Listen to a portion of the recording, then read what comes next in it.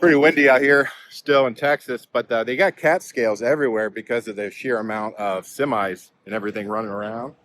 So it's always nice to be able to check your weights, even if you've checked them before. You know, things change, you add stuff to your rig, things settle different. It's just not a bad thing to do on a regular basis if you can. I just got on the ferry here.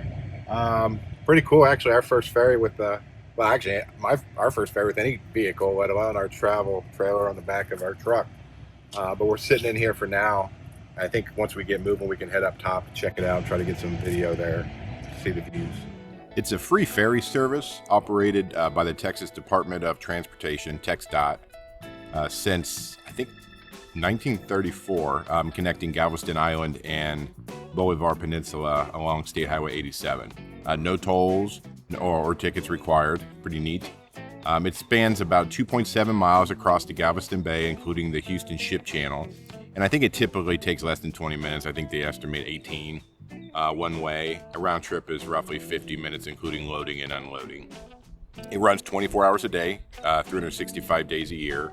You don't need to call and schedule. When we first doing some research, some of the ferries or different things like this offered across the country. Sometimes you have to schedule and be there at certain times, but not this one. Just get there and get in line, and it runs nonstop. I think they always have one ferry running, and then they add more, up to 7 during peak times. So they keep it well-oiled machine, I would say, and they get people across. But each ferry can carry about 70 vehicles, huge vehicles with a max of 80,000 pounds, a big semi-truck trailer, up to 65 feet in length, and 13.5 high and 8.5 foot wide. And I think up to 500 passengers, and you can drive or walk on to use the ferry as well. But yeah, it's pretty neat, popular scenic ride. Many people look for, sea life, dolphins, things like that, and pretty cool little experience there. Well, windy out there, but super easy to pull onto this ferry. We're not probably even half full, maybe, or just at it. Yeah, awesome little ride. We're almost, I think, to the other side coming into port, but cool experience. Driving through Bolivar Peninsula before we get to the ferry here, and it's right along the Gulf Coast. I'll try to get some video of it, but beautiful strip of area. It's kind of very desolate down here, but a pretty cool tropical vibe being this close to the Gulf. A lot of raised pilinged houses, of course. It looks like a lot of new construction, probably for some storm damage before, but really pretty area. Quick stop at Kroger. We're not far from the state park, but the Kroger right here on the water. Freaking awesome location. Right across from the Gulf. With all the wind, there was also a lot of kites out on the beaches and places selling kites along the road there. Very popular kite weather, I would say. So pulled into the park, really large entrance. You pull into the RV spot. There's like 3 different lanes to the right. You can park before checking in and get out and go check in and get your documentation. And Texas gives you, the Texas state parks give you like a receipt printed out with your site number that you put on the inside of your windshield of your tow vehicle and then the truck. And then they also give you another one that you put inside the window of your RV. It's like, says the same stuff more or less, but just a second place. But we had a very nice site. I think we only paid like $30 per night. Full concrete pad, obviously, it generally should be level, which it was. We also had electric 50 and 30 amp, and then a water hookup. No sewer connections here, I believe, anywhere within this state park, but there's a dump station on the way out. And the dump station has 1 dump area, 2 water spigots that you can connect to your black tank flush, but only 1 dump. It looks like it was been designed for two because you can kind of pull in both directions, which makes sense. A lot of places do it that way, but there's only one. So that can be kind of a backup there when everyone's leaving at the same time. Checkout's at 12 o'clock noon. Our site was on the Gulf side, right off of the road. There's two different sites, which I'll get into here in a minute, but I think there was more across the street or on the bay side. We didn't end up going over there to explore, and I don't even know if anyone was camping there because technically this was off season. Everybody was filling up the Gulf side, as you might expect, in February, late February. And then there was also on the Gulf side a small group of camp spots that I think it was primitive. They were paved and everything, but they had no connections, no electric, no water. So if you're looking to boondock, stay on the Gulf, they had a handful more sites over there for that. We had a really nice covered patio too. So separate from our concrete pad where the RV sat, we had a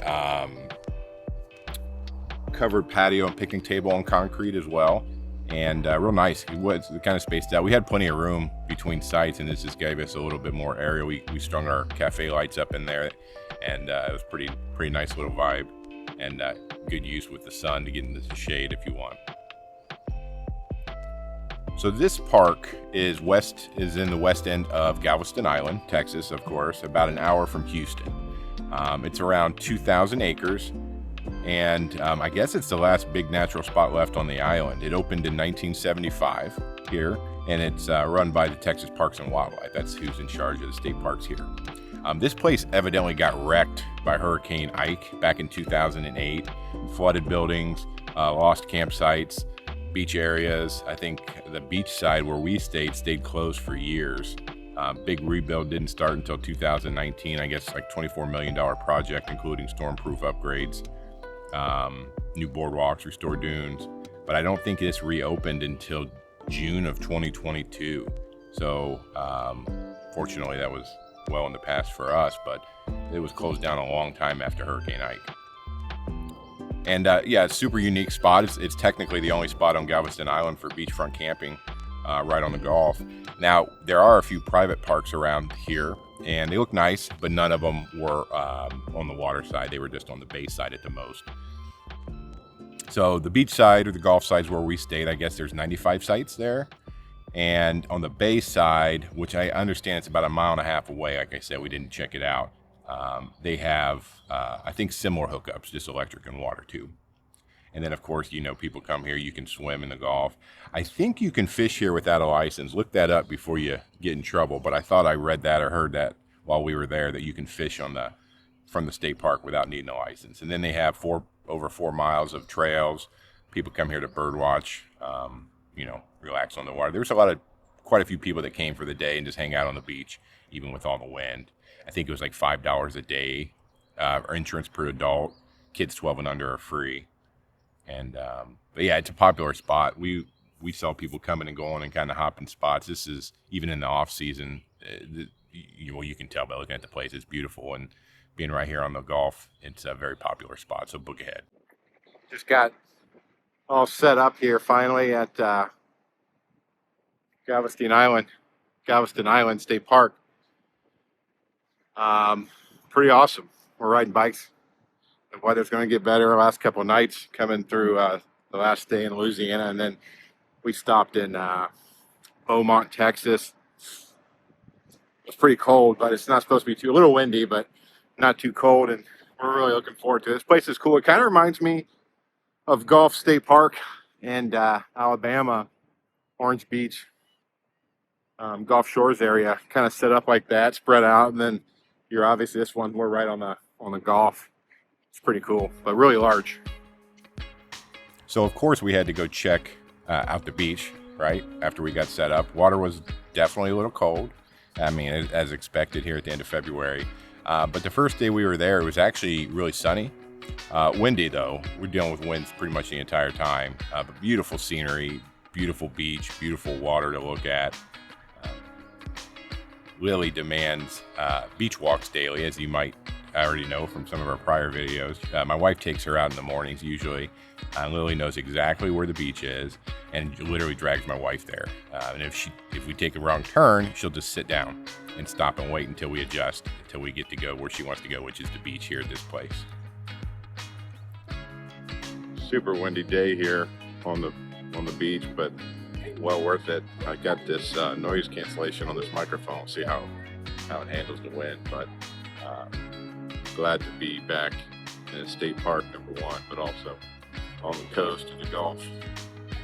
Last couple stops we've had were just like kind of overnighters and 2-dayers to get here, and we had to fill in like a day or two because of our reservation date, which happens.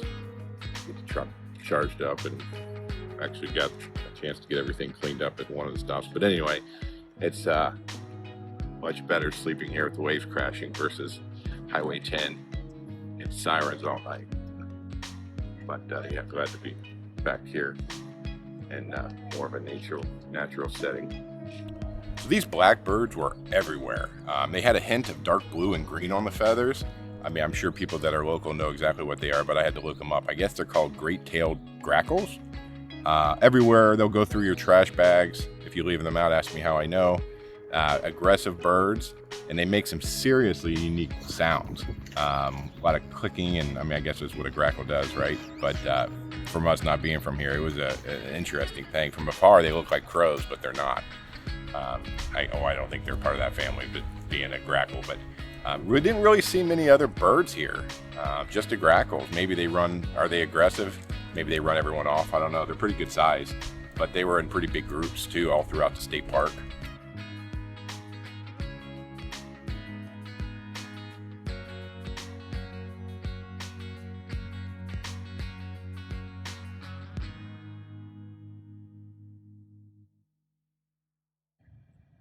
Lily and I are just head off to Galveston to a groomer. She's actually getting a little, you probably noticed, shaggy. So we're going to go get her groomed here. We're able to get an appointment like last week or something.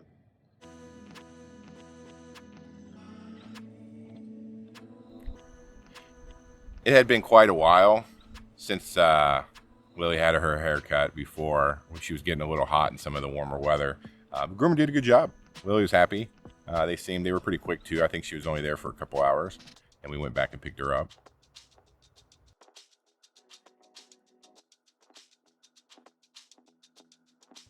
I did end up buying some wood. That Kroger that we stopped at earlier, they had wood for sale. I think it was like $3 a bundle or $3.99 a bundle, which is insanely cheap if you've ever bought firewood out, even at the state parks. So we were able to pick up a handful of bundles of wood and had some day fires, and got to do some science experiments.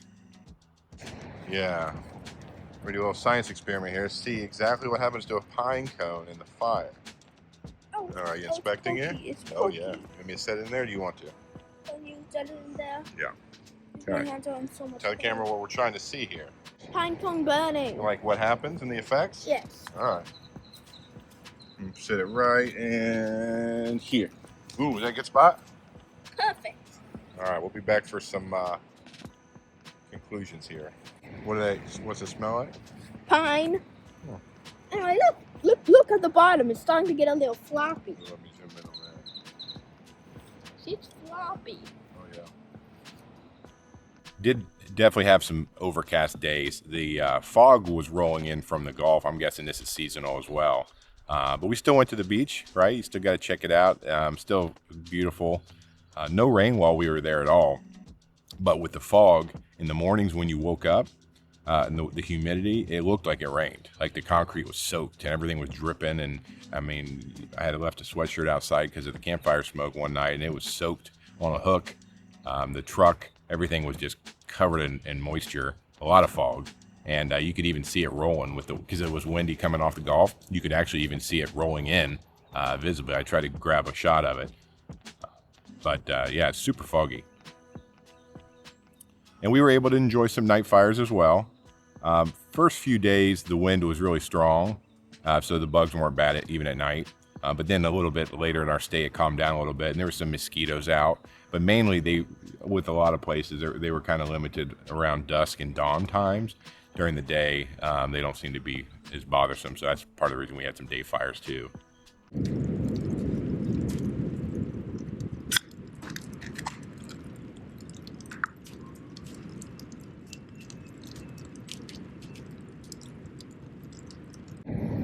I don't know if it's a Texas State Park thing.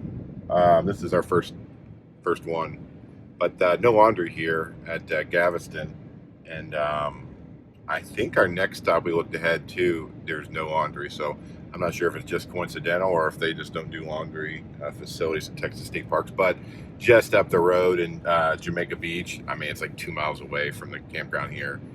There's a nice little laundromat. $2.50 a load to wash, and quarter by quarter to dry, cheap and easy from the campground. So if you still need to do laundry, I'd say that's probably one of your best bets.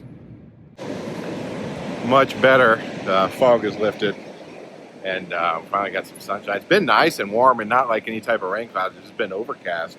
And I don't know if that's a February thing here in Texas and just kind of seasonal, or what the deal is, or just kind of part of it, I guess. But really beautiful. A lot of people are out here in the water. Water's freezing, but they're getting in anyway. Just about 10 miles from the campground, they have this place called Pleasure Pier, and kind of got like rides and carnivals set up or something out over the water. We're gonna go check it out. There's a main parking lot across the street just for this place. You got to pay like $15 to get in, but we'll see. A little overcast again today, but not supposed to rain or anything. Now this place was fun. We saw it coming in, of course, on our drive into the park. We passed through it from the ferry, but it was only open on the weekends during this off season. I'm not sure if that bumps up in March or at what point. I'm assuming they're open daily once it's a little more nice weather, I should say. It kind of this place reminded me of the boardwalk that we went to in Rehoboth Beach in Delaware. One of our earlier videos, if you've seen it, they had a boardwalk with like amusement park rides and arcades and stuff like that, ice cream for sale, all that stuff. But yeah, it was neat. And a bonus, we actually were able to even spot some dolphins when we were up in the Ferris wheel, so that was cool.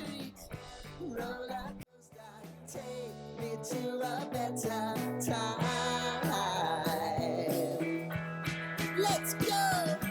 All sing your high line with the roller coaster of life. It's time to all choose your timeline on the roller coaster of life. Oh, you seem to easily forget how to place your bet. When everyday life gets you down, you gotta steal the crown. Got to own it. Don't bitch and moan about it, please. God forbid you scrape your knees, and it's nothing to sneeze at. Oh, I've told you. Afterwards, we grabbed some pizza at a local place. I think it was called Mario's. A good spot. They had quite a menu. We went for pizza, but they had all kind of Italian dishes, and it was there was no dress code. It was kind of semi-casual, I would say. You could probably dress up and still have a nice dinner there, but we were just there in kind of beach attire, if you will, or shorts and a hooded sweatshirt. And that day was a little cooler, but it was not a problem. Good food. I'd say overall, you need to put Galveston Island State Park on your list if you're making one, and you should. Beautiful place. You could hear the waves crashing while you're in your RV or sitting outside your RV right there on the Gulf side. We did deal with a lot of that fog, but I'm sure it's seasonal, so I'm sure you're going to be able to get there and not have to deal with that at all. But even with the fog, this place was awesome, beautiful. We still got to experience it and enjoy it. A lot of moisture coming off of that, and ultimately we had sprayed everything off too, because you're getting a lot of salt water kind of in the air being that close to the water. So spray off some of your metal parts. It'll help you out with some of the surface rust. But up next, we continue our journey west. We head over to Stephen F. Austin State Park, just west of Houston. Had a great, quiet little stay here, nice little park. We are enjoying, as you know, we enjoy the state parks, and this one is no exception to that. But if you're still with me, I appreciate it. I will work to get this video, the next one at Stephen F. Austin, out as soon as I can. We'll see you then. Thanks.